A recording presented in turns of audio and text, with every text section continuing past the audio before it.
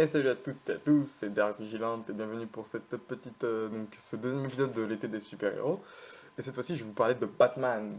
Batman, un personnage de fiction appartenant à l'univers de DC Comics, créé par le dessinateur Bob Kane et le scénariste Bill Finger. Pour la première fois, il est apparu dans Detective Comics numéro 27 avec une couverture qui date de mai 1937, mai 1939 par contre, mais la date réelle de parution est mars 1939. Donc le nom Batman, eh bien, on doit Batman du moins au succès de Superman, donc à la création de ce personnage qui est mené à la création de ce nouveau personnage Batman, qui se détache un peu de ce modèle puisqu'il n'y a aucun pouvoir surhumain, c'est juste un être humain, son véritable identité Bruce Wayne, qui a décidé de lutter contre le crime suite à la mort de ses parents qui ont été tués par un voleur dans une ruelle de Gotham City. Ce qui est super cool avec Batman, c'est qu'il n'a pas de super pouvoir en fait. Il est obligé de compter que sur ses propres capacités. Batman, c'est un peu un mélange de Bruce Lee et de Sherlock Holmes. C'est-à-dire que c'est à la fois le meilleur détective du monde, car il a une capacité de réflexion et une intelligence très développée. Et dans le même temps, il est capable aussi de super bien se débrouiller au combat te défaire d'adversaires très puissants, notamment Killer Croc. Donc voilà, mais c'est ça qui rend Batman si attachant et si cool que ça, c'est que il, il peut se défaire de toutes les situations les plus improbables. Je me rappelle, après avoir lu un comic de Grant Morrison, où Batman était dans un cercueil ligoté avec une camisole de force, le voir en sortir après de la tombe, sa main qui sort de la terre, enfin, c'était très classe. Donc voilà, c'est un peu ça qui est très classe à Batman, mais il faut aussi savoir qu'à la base, Batman a été créé pour concurrencer Superman, puisque les aventures de Superman étaient relatées dans la série, dans le mensuel, pardon, Action Comics, et les aventures de Batman dans Detective Comics. Aussi un autre point très intéressant sur l'univers de Batman, c'est que bien que Bill Finger ait travaillé sur d'autres séries publiées par DC Comics depuis les années 40, il n'est pas reconnu à sa juste valeur sur la participation de la création de Batman. Ça a été très longtemps sous-estimé et on doit quand même à Bill Finger pas mal de choses, notamment le costume noir très sombre de Batman, notamment aussi la création du Sphinx. Mais voilà, son contrat, il avait passé un accord à l'époque qui disait que DC Comics n'était pas obligé de le créditer en fait. Il n'avait aucune obligation de crédit. Et donc on doit souvent Bob Kane à Batman, enfin on doit souvent Batman à Bob Kane, pardon, mais Bill Finger, lui, n'est pas souvent pris, on va dire, à sa juste valeur. Ce qui est pour moi assez dommage, je trouve. Parce que c'est quand même à lui qu'on doit, comme je dis, le costume et un personnage des plus emblématiques, le Sphinx.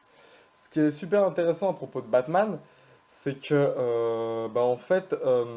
il y a beaucoup d'interprétations du personnage. On a eu un Batman ultra politisé avec le Dark Knight Returns de Frank Miller.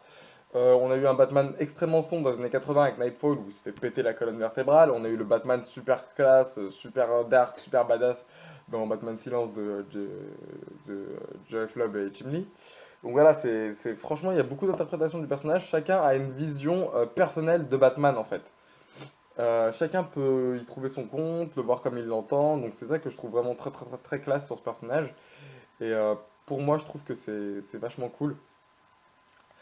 Aussi, ce qui est super intéressant dans Batman, c'est ce côté un peu sombre, un peu glauque qu'on voit souvent dans les séries animées et dans les films de Burton, avec une Gotham City très gothique, très sombre, et des méchants à la psychologie assez intéressante, plutôt complexe, notamment le Joker, Double Face. On peut aussi bien imaginer ce qu'a dû endurer Oswald Cobblepot pour devenir le pingouin, Mr. Freeze, l'incapacité qu'il a de sauver sa femme qui l'a conduit vers la folie de trouver à tout prix un remède. Donc non, c'est très cool. Et Batman, c'est aussi intéressant pour la psychologie du personnage, parce qu'il y a beaucoup de travail psychologique sur le personnage de Batman, notamment avec les scénarios mettant en scène Hugo Strange, qui est un psychiatre veut à tout prix découvrir l'identité de Batman, ce qu'il fera d'ailleurs. Et, euh, et voilà, il y a un véritable aspect psychologique qui ensuite a été mis autour de la psychologie de Batman, qui ferait allusion qu'il serait aussi fou que ses ennemis.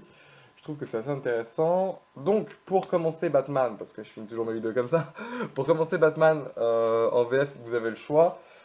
Vous avez Year One, qui est la façon la plus simple d'écrire cette histoire, qui a été rééditée par Urban Comics, qui est en gros la première année de Bruce Wayne en tant que Batman à Gotham. Vous avez ensuite Long Halloween, qui est une très longue histoire policière sur Batman, qui en fait met en scène un tueur du nom de Holiday, et qui à chaque fête du calendrier, par exemple fête des pères, Noël et Halloween, tout ça, va tuer quelqu'un.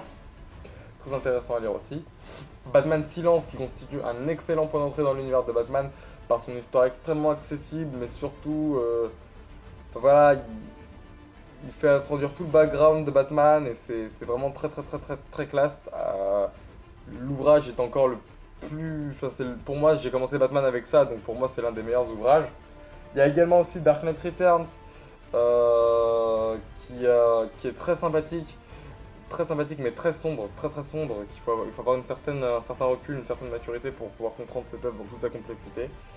Et puis aussi, il y a bien évidemment l'anthologie Batman que vous pouvez acquérir, qui regroupe la création et des histoires les plus importantes de Batman qui ont forgé ce personnage tel qu'on le connaît aujourd'hui. Voilà. C'est tout. Quant à moi, je vous donne rendez-vous pour une prochaine vidéo. Là, pour l'instant, c'est pas encore d'actualité, mais je pense que pour la troisième vidéo, vous pourrez dans les commentaires choisir quel personnage vous voulez que je développe dans la vidéo numéro 4. Voilà, quant à moi, je vous dis à bientôt pour la prochaine. Salut!